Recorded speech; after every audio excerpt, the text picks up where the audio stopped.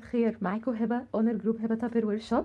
النهارده معانا الاكسترا شيف يعني للاسبوع الثالث. حبيت اوريها لكم عشان يبقى دي تجربه عمليه مني ليكم. اوكي. انا هوريكم هي بتبقى عباره عن ايه. هي الكوبايه بتاعتها هي 1.35 لتر. تمام. وبيجي معاها الغطا بيجي على قطعتين. الجزء ده والجزء اللي فيه الموتور هو عباره عن غطا وحد بنشده كده بمنتهى السهولة. وبيجي معاها سلاحين، سلاح للخفق اهو، وسلاح تاني اللي هو للتقطيع زيه زي الكبة بالظبط او اللي بتلاقيه في الخلاط. خلي بالكم هم عاملينه هنا في كفر مش من فراغ، لان هو فعلا حامي جدا وحاد جدا. يعني انا مجرد ما ايدي لمسته يعني اتعورت على طول. هحتفظ بيه على طول، مش مجرد ان انا عشان جبتها خلاص استخدمتها اول مره وهرميه. طب هعمل لكم ايه النهارده في الديمو بتاعنا؟ هعمل لكم 4 حاجات.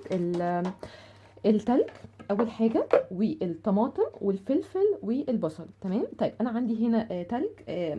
يعني انت ممكن تبقي عايزه تعملي سموزي مثلا، العصير سموزي، فهتحتاجي التلج كده اهو. التلج طبعا انتوا عارفين ده قد ايه جامد وحاد جدا ويكسر اي سلاح. تمام. اهو ممكن ازود واحده كمان، كفايه كده. زيت التلج اهو. تمام. هبدا بقى اجرشه. اوكي.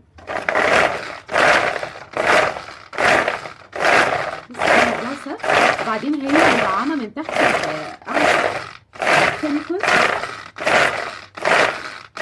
بتخليها ثابته. مجرد ما انا بثبت ايدي عليها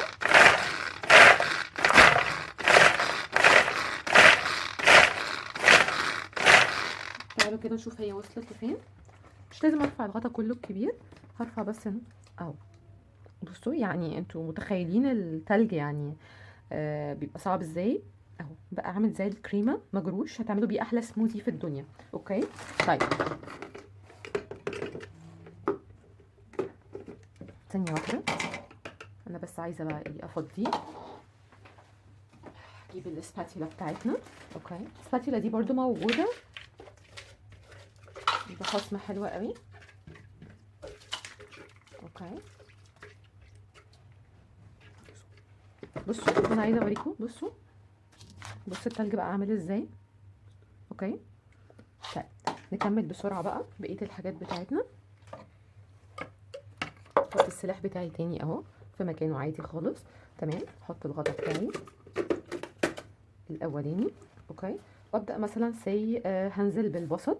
ادي 1 ادي 2. هي بصلايه انا حطيتها بس مجرد للتجربه. 3 4 5. اوكي. وارجع برضه احط السلاح بتاعي تاني. اوكي. 10 3 4 5 6 7 8 9. تعالوا نشوف كده البصل بتاعي بقى عامل ازاي. اظن ان النتيجه باينه، مش محتاجه يعني. اوكي. طيب ممكن افضيه وممكن ما افضيهوش. طب انا هكمل عليه الفلفل مثلا، اصل انا مثلا هعمله في اكله. اوكي. ادي الفلفل خلاص. انا بعمل لكم الطماطم منفصله لوحدها عشان تبان. اوكي.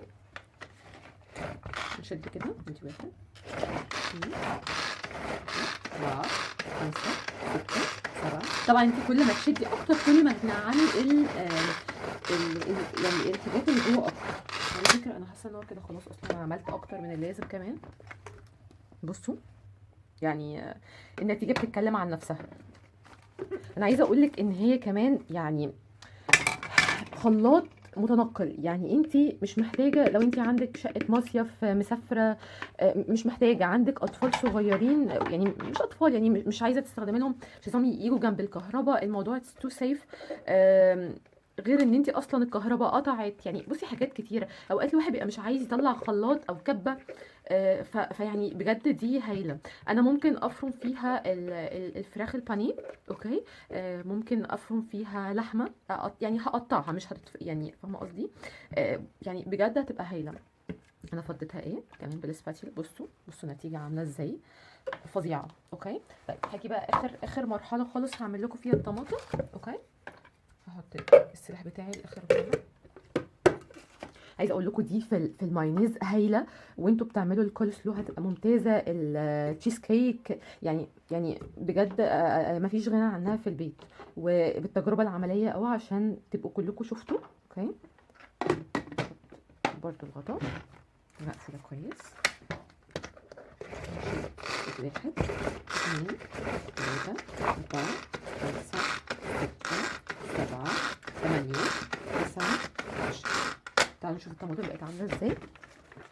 بقت كده. طب تعالوا نزود عليها شويه.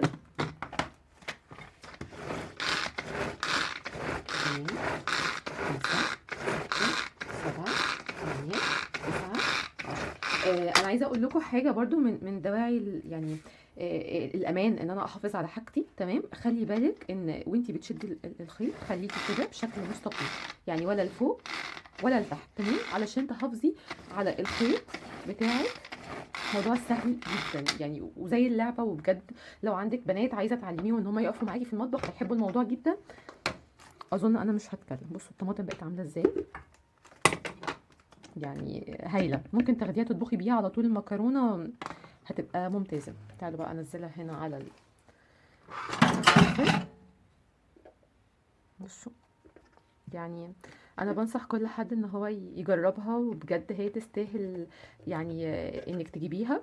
وكمان هديه حلوه قوي. احنا داخلين على مناسبات عيد يعني هي لسه مش قريبه قوي، بس خلاص يعني. لان يعني انا هي يعني معانا الاسبوع ده، انا مش ضامنه ان هي تكون معانا تاني لاسبوع تاني. وبجد هتبقى هديه لاي حد غالي عندك. واشوفكم تاني في فيديو تاني ان شاء الله قريب.